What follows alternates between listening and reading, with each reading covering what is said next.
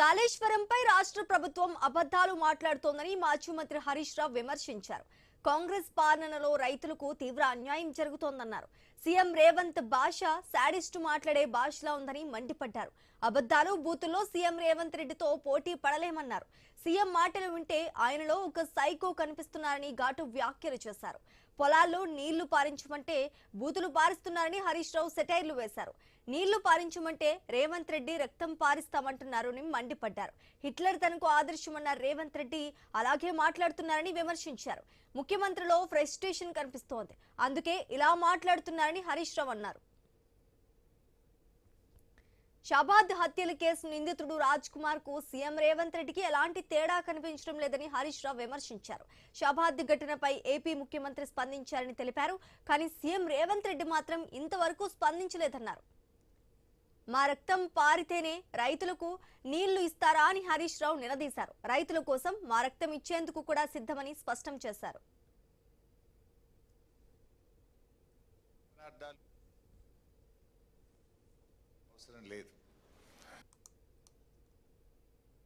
ఈ భాష చూసిన తర్వాత ఆయన నిన్న మాట్లాడినటువంటి మాటలు విన్న తర్వాత షాబాద్లో 3 పసిపిల్లల్ని 3 పెద్దవాళ్లను 6గురిని గొంతు కోసి కిరాతకంగా హత్య చేసినటువంటి ఆ రాజ్ కుమార్ కు ఈ రేవంత్ రెడ్డికి మధ్య నాకు పెద్ద తేడా కనబడతలేదు.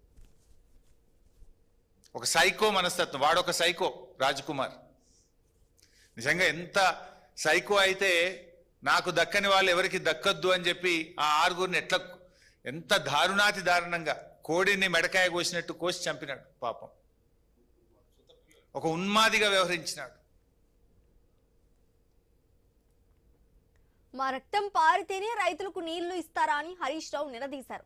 రైతుల కోసం మా రక్తం ఇచ్చేందుకు కూడా సిద్ధమని స్పష్టం చేశారు. కన్నేపల్లి మోటార్లు నొక్కమంటే ప్రతిపక్షాల గొంతు నొక్కుతున్నారని సీఎంపై మండిపడ్డారు. నిన్న సీఎం రేవంత్ రెడ్డి పచ్చి అబద్ధాలు మాట్లాడారని హరీష్ రావు ఆరోపించారు.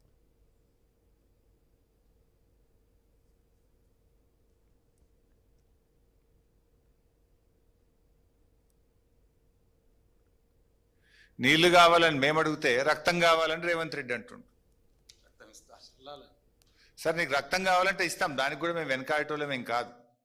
కానీ మాకు నువ్వు నీళ్ళు ఇవ్వడానికి, ఒకవేళ మా రక్తమే నీకు నీళ్ళు ఇవ్వడానికి అడ్డమైతే ఆ రక్తం ఇవ్వడానికి కూడా మేము సిద్ధంగా ఉన్నాం. ఇప్పుడు రాజకీయాల్లో విమర్శలు సహజం. ఒక ముఖ్యమంత్రి స్థానంలో ఉండి ప్రతిపక్షాల యొక్క రక్తాన్ని పంటలపై చల్లాలి, బెల్ట్తో కొట్టాలి అని మాట్లాడడం అనేటువంటిది అత్యంత జుగుత్సాకరం. ఆయన రక్త పిపాసి మనస్తత్వానికి ఇది నిదర్శనం. నిన్న ఎక్కడ మాట్లాడిండు ఆయన? బోధి పెవిలియన్లో మాట్లాడిండు. పేరేమో బోధి పెవిలియన్.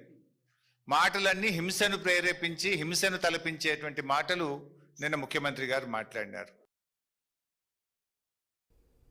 సీఎం రేవంత్ రెడ్డి ఇష్టం వచ్చినట్టు అబద్ధాలు మాట్లాడుతున్నారని హరీష్ రావు విమర్శించారు.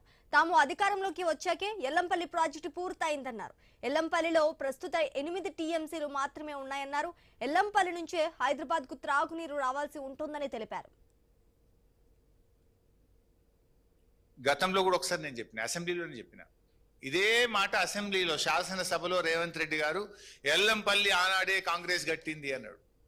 వైట్ పేపర్ అండ్ ఇరిగేషన్లో కూడా ఇదే తప్పు చెప్పిండ్రు.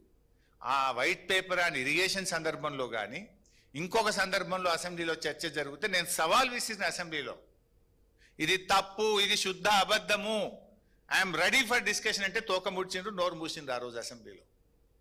వాస్తవానికి ఏంది, 2004లో ఎల్లంపల్లి, ఆ రోజు నేను మినిస్టర్ను, నేను శంకుస్థాపన మీద నా పేరు కూడా ఈ రోజు కూడా ఉంటుంది. 2004లో ఎల్లంపల్లి ప్రాజెక్టుకు 3177 కోట్లతో శంకుస్థాపన జరిగింది. 2014 బీఆర్ఎస్ ప్రభుత్వం వచ్చే నాటికి 3347 కోట్ల రూపాయలు ఖర్చు పెట్టి ఓన్లీ కొన్ని నీళ్లు టెంపరీ బేసిస్లో నిలిపారు. Very few water. కారణం ఏంటి అంటే ఆడ R&R పూర్తి కాలే, ల్యాండ్ ఎక్విజిషన్ పూర్తి చేయలే. తెలంగాణ వచ్చిన తర్వాత నీటిపారుదల శాఖ మంత్రిగా మేము వచ్చే నాటికి 18,700 ఎకరాలే భూసేకరణ జరిగింది ఎల్లంపల్లిలో. మేము వచ్చిన తర్వాత 27,387 ఎకరాలకు